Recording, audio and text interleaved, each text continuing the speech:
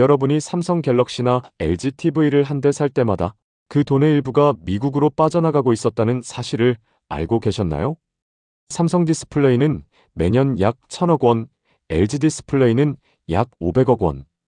두 회사가 미국의 UDC라는 회사에 내는 로열티입니다. UDC는 뭘 만드는 회사일까요? 아무것도 안 만듭니다. 공장도 없이 그냥 특허만 6,000개 갖고 있습니다. 특허료로만 전체 매출의 90%를 벌어들이는 회사예요. 그런데 최근 한국이 이 구조를 깨기 시작했습니다. 소재 국산화율 73% 돌파, 중국과의 특허 전쟁 승리, 그리고 500조 원 규모의 한미 경제 동맹까지. 왜 지금 이 모든 일이 동시에 터진 걸까요? 오늘 영상에서는 세 가지를 파헤쳐 보겠습니다.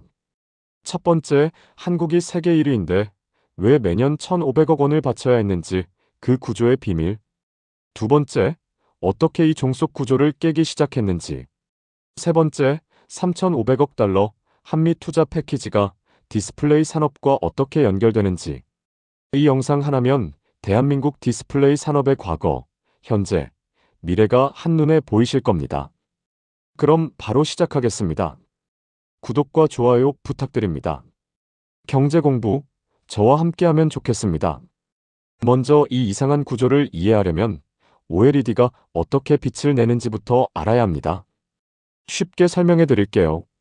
OLED는 유기물에 전기를 넣으면 스스로 빛을 내는 디스플레이입니다. 백라이트가 필요 없어서 얇고 색이 선명하고 전력 소모도 적죠. 그래서 프리미엄 스마트폰과 TV에 쓰이는 겁니다. 그런데 여기서 중요한 게 있습니다. OLED가 빛을 내는 방식이 두 가지예요. 하나는 형광, 다른 하나는 인광입니다. 형광은 효율이 25%밖에 안 됩니다. 전기 100을 넣으면 빛은 25만 나오고 나머지 75는 열로 날아가요. 반면 인광은 효율이 100%에 가깝습니다. 전기 100을 넣으면 거의 100이 빛으로 바뀌죠. 배터리가 생명인 스마트폰에서 어떤 방식을 쓰겠어요? 당연히 인광이죠. 문제는 이 인광 기술의 원천 특허를 미국의 UDC가 갖고 있다는 겁니다. 비유를 하나 들어볼게요. 여러분이 치킨집을 차렸다고 생각해 보세요. 튀김 기술은 세계 최고입니다. 손님도 줄을 서요. 그런데 닭을 튀기는 기름의 특허를 다른 회사가 갖고 있어요. 치킨을 한 마리 팔 때마다 기름값과 별개로 특허료를 내야 합니다. 팔면 팔수록 돈이 나가는 구조. 이게 지금까지 한국 OLED 산업의 현실이었습니다. UDC의 2024년 매출은 약 6억 5천만 달러, 한화로 9천억 원이 넘습니다. 이 중 90%가 로열티 수입이에요. 공장 하나 없이 특허만으로 연간 8천억 원 이상을 벌어들이는 겁니다. 삼성 디스플레이가 UDC에 내는 돈이 연간 약 1,000억 원, LG 디스플레이가 약 500억 원. 여기에 중국 BOE까지 합치면 UDC는 한국과 중국의 디스플레이 회사들한테서만 매년 2,000억 원 가까이 걷어가고 있었습니다. 시장조사 업체 프레시던스 리서치의 전망에 따르면 2034년이면 글로벌 OLED 시장이 500조 원 규모로 커질 거라고 합니다. 이 구조가 계속 유지된다면 한국 기업들이 UDC에 내야 할 로열티는 매년 수조 원으로 불어날 수밖에 없겠죠. 여기서 한 가지 짚고 넘어가야 할 게 있습니다. 왜 삼성과 LG 같은 거대 기업이 이 구조를 그냥 두고 봤을까요? 왜 진작 벗어나지 못했을까요? 첫 번째 원인은 원천 특허의 시간 선점입니다. UDC는 1994년에 프린스턴 대학교와 손잡고 인광 OLED 기술을 개발했습니다. 지금으로부터 30년도 더 전이에요. 삼성이 처음 OLED 양산을 시작한 게 2007년이니까 UDC는 그보다 13년이나 앞서 있었던 겁니다. 특허 세계에서는 먼저 선점한 쪽이 절대적으로 유리합니다. 후발주자가 아무리 좋은 기술을 개발해도 원천 특허를 피해가기가 거의 불가능해요. 마치 고속도로 톨게이트를 누군가 먼저 세워놓은 것과 같습니다. 아무리 빠른 차를 몰아도 톨게이트는 지나가야 하잖아요. 두 번째 원인은 인광 소재의 대체 불가능성입니다. 형광은 효율 25%, 인광은 효율 100%라고 말씀드렸죠? 이 75%의 차이가 결정적이에요. 스마트폰 배터리 수명이 75% 차이 난다고 생각해 보세요. 소비자가 어떤 걸 선택하겠습니까? 효율이 낮으면 발열도 심해집니다.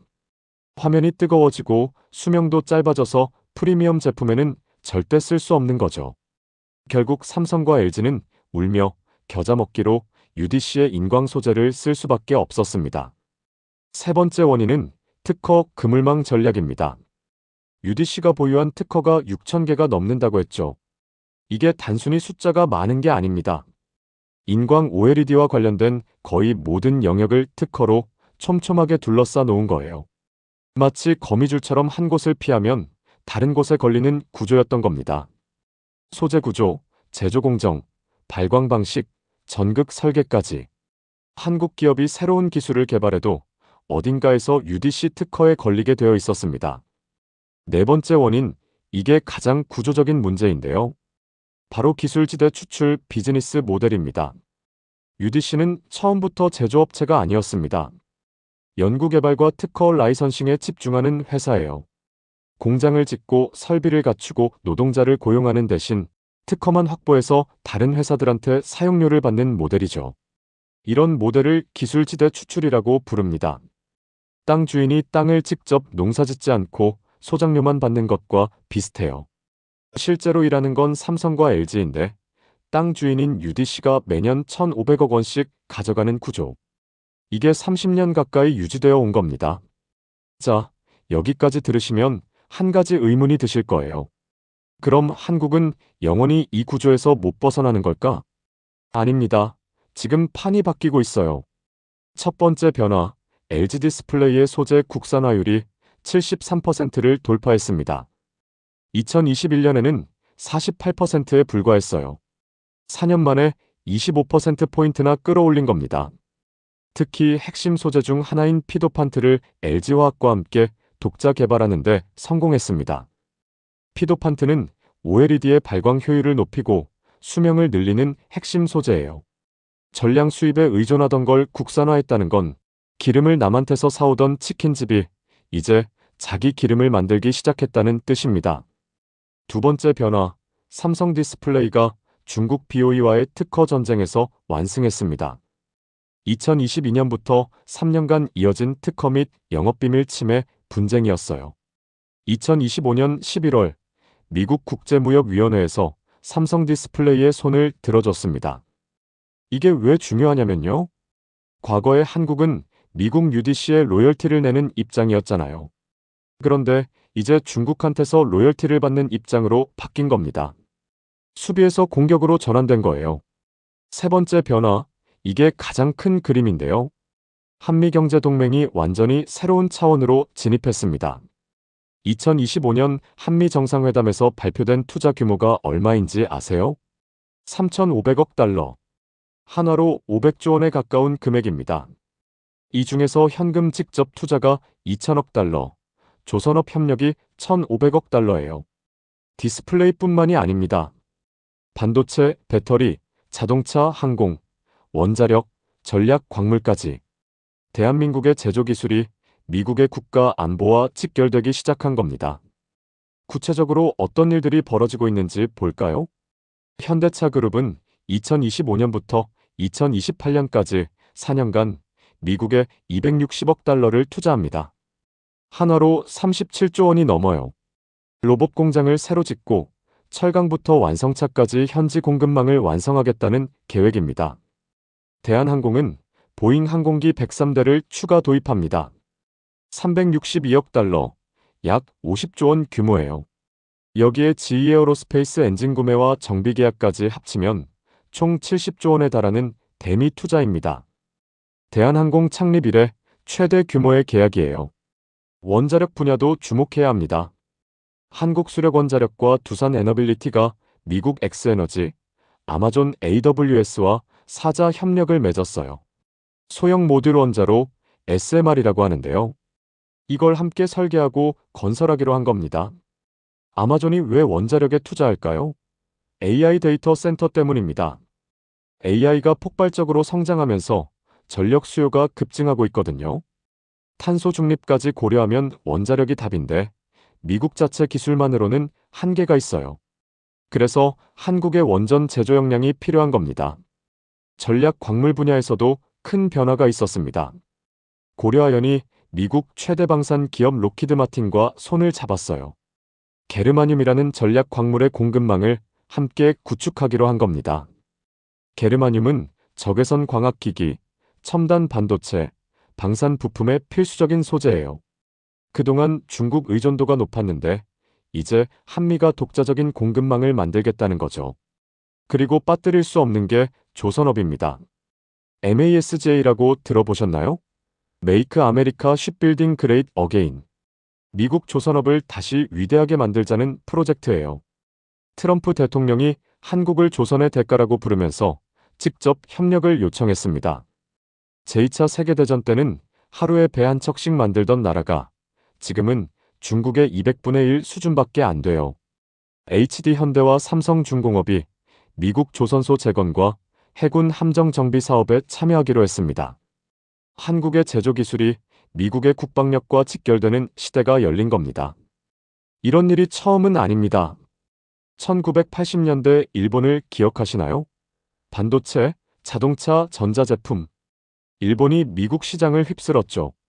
미국은 일본을 견제하기 위해 플라자 합의를 강요했고 결국 일본 경제는 잃어버린 30년으로 접어들었습니다. 지금 중국이 비슷한 상황이에요. 미국의 반도체 수출 규제, 관세 전쟁. 중국을 기술적으로 봉쇄하려는 움직임이 노골적입니다. 그런데 한국은 다릅니다. 미국이 견제하는 게 아니라 끌어안고 있어요. 왜냐하면 한국의 제조 역량이 미국한테 필요하기 때문입니다. 조선, 반도체, 배터리, 원자력, 디스플레이. 이 분야들에서 한국 없이 미국의 제조업 부활은 불가능해요. 중국을 견제하려면 한국이 필요한 거죠. 이게 500조 원 투자 패키지의 본질입니다. 다시 디스플레이로 돌아와 보겠습니다. 한국이 소재 국산화율을 73%까지 끌어올렸다고 했죠. 하지만 아직 27%가 남아 있습니다. 특히 가장 어려운 영역이 청색 인광 소재입니다. OLED는 빨강, 초록, 파랑 세 가지 색을 조합해서 모든 색을 만들어요. 빨강과 초록은 인광 소재를 쓰는데 파랑은 아직 형광 소재를 씁니다. 왜냐하면 청색 인광은 수명이 너무 짧아서 상용화가 안 됐거든요. UDC도 청색 인광 소재 개발에 매달리고 있어요. 원래 2024년 상용화가 목표였는데 계속 지연되고 있습니다. 삼성 디스플레이도 독자적으로 연구 중이에요. 누가 먼저 이 기술을 상용화하느냐에 따라 향후 10년의 판도가 결정됩니다. 만약 한국이 청색 인광까지 독자 개발에 성공한다면 빨강, 초록, 파랑, 전영역에서 UDC의 특허 영향력으로부터 자유로워지는 거예요. 진짜 의미의 기술 자립이 완성되는 겁니다. 정리해 보겠습니다. 지난 30년간 한국 디스플레이 산업은 역설적인 상황에 있었습니다.